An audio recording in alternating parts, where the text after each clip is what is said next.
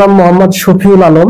আমি Bangladesh garments and শিল্প শ্রমিক ফেডারেশনের গাজীপুর মহানগর কমিটির সভাপতির দায়িত্ব পালন করছি। আপনাকে ধন্যবাদ জানাচ্ছি। সেই সাথে বর্তমানে যে গার্মেন্টস শিল্পের চলমান সৃষ্ট শ্রম অসন্তোষ সৃষ্টি হয়েছে, এই শ্রম অসন্তোষের বিষয়ে আপনার মাধ্যমে আমি গার্মেন্টস শ্রমিক ভাই বোনদেরকে একটি বার্তা দিব এবং সেই সাথে বৈষম্য বিরোধী ছাত্র আন্দোলনে যে সকল শ্রমিক ছাত্র জনতা নিহত হয়েছেন তাদের আত্মার মাগফিরাত কামনা করি এবং যারা আহত হয়েছেন তাদের সুস্বাস্থ্যতা কামনা করি। সেই সাথে আমরা যে নতুন বাংলাদেশ পেয়েছি, এই বাংলাদেশের যে বৈষম্যহীন বাংলাদেশ এটি টিকিয়ে রাখার জন্য শ্রমিক মানুষের যে অবদান, সেই অবদান অতীতেও ছিল, বর্তমানে আছে, ইনশাআল্লাহ ভবিষ্যতেও থাকবে বলে আমি আশা করে আমি আমার এই যে বার্তাটুকু সেই বার্তাটুকু আমি দিতে চাই। আপনি জানেন যে শ্রমিকদের যে দাবি, সেই দাবির ব্যাপারে আমি একটু কথা বলবো। সেই দাবিটা হচ্ছে নাম্বার 1, হাজিরা বোনাস 1000 টাকা দিতে হবে। এটা শ্রমিকরা একটা দাবি করছে, এটা আমরা সামাজিক যোগাযোগ মাধ্যমে পেয়েছি।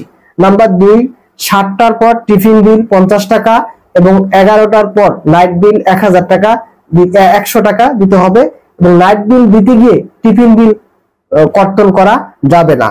নাম্বার 3, 5 থেকে 7 তারিখের মধ্যে বেতন দিতে হবে।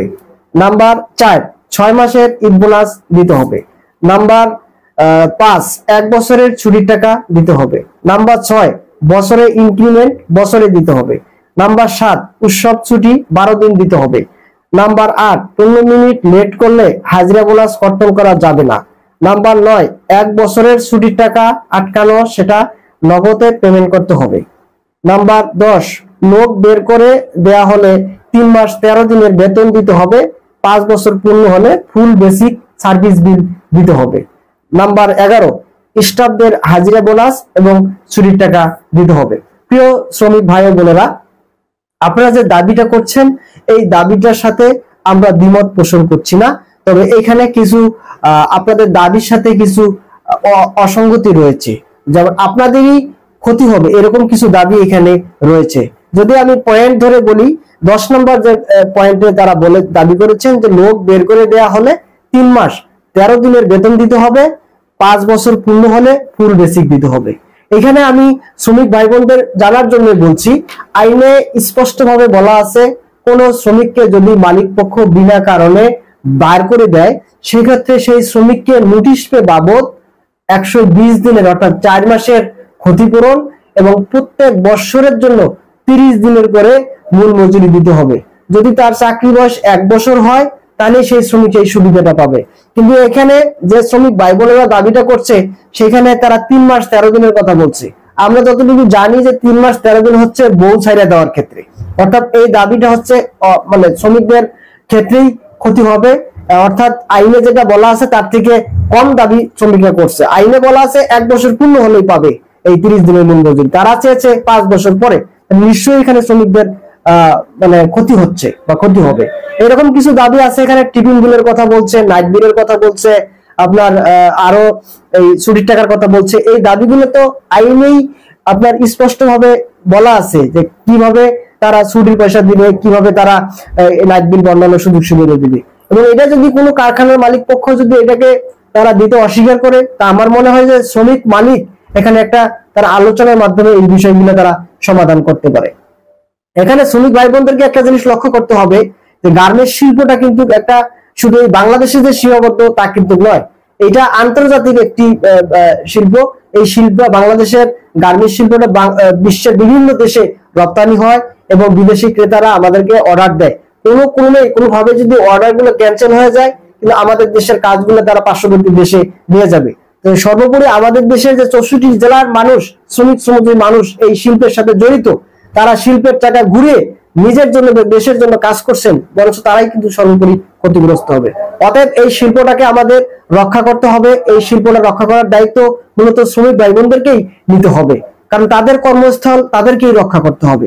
আর একটা জিনিস, আমরা এই যে চলমান শ্রম অসন্তোষ, এটার কারণ হিসেবে আমরা বিভিন্ন মিডিয়ার মাধ্যমে বা আমরা শ্রমিক ভাই বোনদের কাছে জানতে পেরেছি যে চাকরি প্রত্যাশী যারা, তারা বিভিন্ন কারখানার গেটে গিয়ে চাকরি না পেয়ে বিভিন্ন কারখানার গেটের থেকে সকল চাকরি প্রত্যাশীরা একত্রিত হয়ে তারা চলমান কারখানার শ্রমিকদেরকে কারখানায় ঢিল মেরে তার নামিয়ে নিয়ে এসে তারা রাস্তা অবরোধ করছে, জনদুর্ভোগ করতেছে, এটা আসলে কোনোভাবেই আমরা প্রত্যাশা করি না। এবং এটা সাধারণ শ্রমিকরা যারা কর্মরত কারখানায় তাদের আন্দোলন না, তাদেরকে জোর করেই তারা এই চাকরি প্রত্যাশীরা মূলত তাদেরকে রাস্তায় নামিয়ে আনতেছে। আমরা সেই ক্ষেত্রে আমাদের দাবি থাকতে পারে বা শ্রমিকদের দাবি থাকতে পারে, আপনি লক্ষ্য করছেন যে বিভিন্ন কারখানা ইতিমধ্যে বন্ধ হয়ে গেছে। বিভিন্ন কারখানা নানান কারণে, কিছু কিছু কারখানার মালিক তারা অর্থ পাচার করে কারখানা বেআইনিভাবে বন্ধ করে শ্রমিকদের ক্ষতিপূরণ না দিয়ে তারা বিদেশে পাড়ি জমিয়েছে। আমরা এখন সরকারের প্রতি, আমাদের যে অন্তর্বর্তীকালীন সরকার আছে, শ্রম উপদেষ্টা আছে, বিজিএমই আছে, তাদের কাছে আমরা দাবি করতে পারি এই বন্ধ কারখানাগুলো অবিলম্বে চালু করে এখানে নতুন নতুন কর্মসংস্থান সৃষ্টি করতে হবে। আমাদের দেশের অনেক বেকার যুব সমাজ রয়েছে, তাদেরকে সেখানে কর্মসংস্থান সৃষ্টি করে কর্মসংস্থান দিতে হবে। আর গার্মেন্টস শিল্পে আমরা লক্ষ্য করছি যে প্রযুক্তির ব্যবহার বেড়ে যাচ্ছে। আমরা সাম্প্রতিককালে আমরা বলেছিলাম যে সোয়েটারের লিডিং সেক্টর, এই সেকশনে বিপুল সংখ্যক পুরুষ তরুণ যুবকরা এখানে তারা কর্মরত ছিল। আজকে প্রযুক্তির কারণে জ্যাকাট মেশিন এসেছে, জ্যাকাট মেশিনের ফলে আমাদের শ্রমিকদের কর্মসংস্থান হারিয়েছে। সেখানে শ্রমিক দরকার ছিল 2000, সেখানে এখন তারা 400-500 শ্রমিক দিয়ে সেই 2000 শ্রমিকের কাজটি করাই নিচ্ছেন। তো এই জায়গাগুলো আমরা এই জন্য বলেছি যে পোশাক শিল্পে প্রযুক্তি ব্যবহার কমিয়ে নিয়ে আসতে হবে এবং নতুন নতুন কর্মসংস্থান সৃষ্টি করতে হবে। সেই ক্ষেত্রে আমরা প্রধান উপদেষ্টাকে আমরা পরামর্শ দিতে পারি, দেন তারা যেন এই উদ্ভট কথাবার্তা শ্রমিকদেরকে না বলে বিজিএমির সভাপতি এবং শ্রম উপদেষ্টা মিলিত হয়ে যে সমস্যাগুলো রয়েছে এবং কিভাবে এর থেকে বেরিয়ে আসা যায় সেই বিষয়ে শ্রমিকদেরকে পরামর্শ দেওয়া এবং দাবি দেওয়ার ব্যাপারে শ্রমিকদেরকে আশ্বস্ত করা।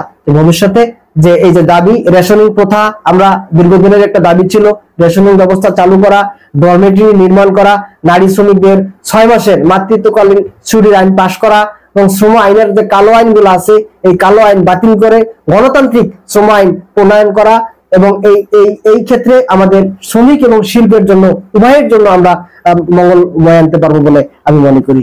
অতএব আমি শ্রমিক ভাই বোনদেরকে বলবো, আপনারা আপনাদের কর্মস্থলে থাকেন, আপনাদের দাবি দেওয়া থাকলে সেটি নতুন যে অন্তর্বর্তীকালীন সরকার রয়েছে, প্রধান উপদেষ্টা এবং শ্রম উপদেষ্টা বিজিএমই আছে, যারা এই শিল্পের স্টেক হোল্ডার রয়েছেন, তাদের কাছে আপনারা দাবি দেওয়া দিয়ে আপনাদের দাবি দেওয়াগুলি পূরণ করে নিতে পারেন। এই শিল্প সবার, এই শিল্প রক্ষার্থে আমাদের দেশের সকল পেশার, সকল দলের, সকল সারা বাংলাদেশের মানুষকে এগিয়ে আসার আহ্বান জানিয়ে এবং শ্রমিক ভাই বোনদেরকে নিজ নিজ কর্মস্থলে থেকে তাদের গণতান্ত্রিক প্রক্রিয়ায় তাদের দাবি দেওয়া তুলে ধরে দাবি দেওয়া আদায়ের ক্ষেত্রে আদায় করে নেওয়ার জন্য শ্রমিক ভাই বোনদের প্রতি অনুরোধ জানাই।